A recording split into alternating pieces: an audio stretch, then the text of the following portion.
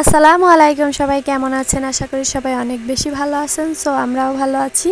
তো এই বছরে এই শেষ আম মাখা খেলাম।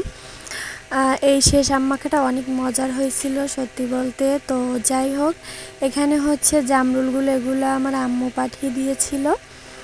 সেই জামরুলগুলো বেশি বড় হয়ে পারে না, যার কারণে মিষ্টি হয় না। এগুলো অনেক বড় বড় হয়, কিন্তু এখনও বড় হতে পারল না। তার আগে আম্মু আসছে, যে কারণে পেরে নিয়ে আসছে, কারণ পরে আর আসা হবে কি না জানে না, এই জন্য। আর এখানে হচ্ছে এরা একটু খেলছে, দৌড়াদৌড়ি করছিল। আর হচ্ছে ক্যামেরা দেখে একটু হাই করে দিল। তো যাই হোক, এদিন সকালবেলায় বৃষ্টি হয়েছিল অল্প অল্প আর কি। তারপরে ওরা এরকম দৌড়াদৌড়ি করছিল, আর আমি বলছিলাম যে কাদায় পড়ে যেয়ে না। আর এখানে হচ্ছে ভাইয়া এই মাছটা ধরে নিয়ে আসে, একটা খেপ দিয়েছে, তাতে এক এক রকমের এক একটা মাছ হয়েছে। যেমন একটা চিংড়ি মাছ, একটা রুই মাছ, একটা তেলাপিয়া, একটা ফাঁসে, এরকম এক এক পদের এক একটা হয়েছে। আর এই বড় মাছটা ওরা কেউ ধরতে পারেনি, অনেকে ধরার চেষ্টা করছে কিন্তু পারে নাই।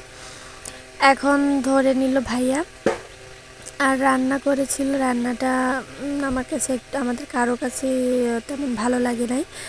তো যাই হোক, এখানে ওই যে থোকায় করে আম পেড়ে নিয়ে আসলো, সেই আমটাকে আমি হচ্ছে কাকি কেটে দিল, কুচি করে দিল, আমি এখন মাখিয়ে নিচ্ছি। আর সেমভাবেই প্রত্যেক দিনের মতনই আমি মাখাইছি, কিন্তু এই আম মাখাটা কেন না জানি অনেক বেশি মজার হয়েছিল। পাশের বাসার এক কাকি আসছিল, তাকে কিছুটা আম দিয়ে দিলাম, মাখা আম দিয়ে দিলাম এবং আস্ত আম দিয়ে দিলাম।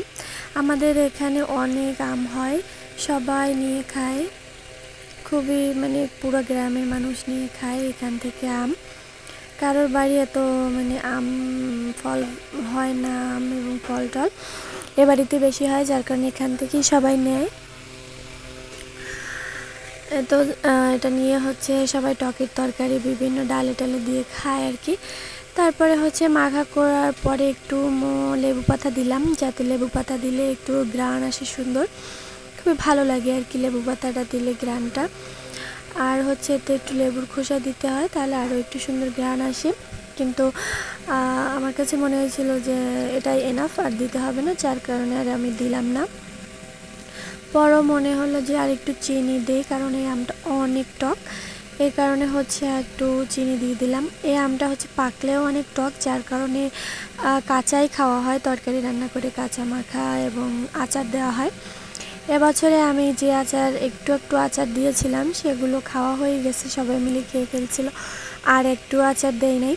আপু ওদিকে আম কিনে বাসায় তারপরে আচার দিয়েছে, আমার আম্মু দিয়েছে হচ্ছে দাদি বাড়ি থেকে আমার এনে তারপরে কিনে হচ্ছে ইয়ে করছে।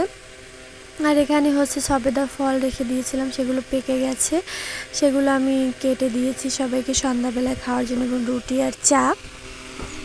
আর এখানে হচ্ছে বড় একটা তরমুজ এনেছে, এই তরমুজটা অনেক বড় ছিল, আপু বড় তরমুজ আনতে বলছে, কারণ সবাই তরমুজ পছন্দ করে এবং মাদ্রাসার ছেলে পেলে সবাই মিলে খাবে।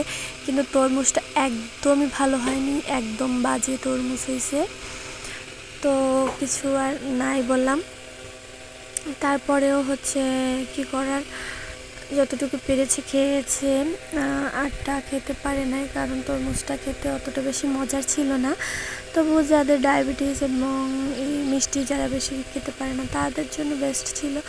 কিন্তু হচ্ছে আমি খাইনি, তাও এক পিস খাইছিলাম, কারণ মিষ্টি না হলে আমার কাছে ভালো লাগে না। তো আর হচ্ছে কেমনই যেন একটা মনে হচ্ছে যেন মেডিসিন কিছু একটা দেওয়ার, যার কারণে।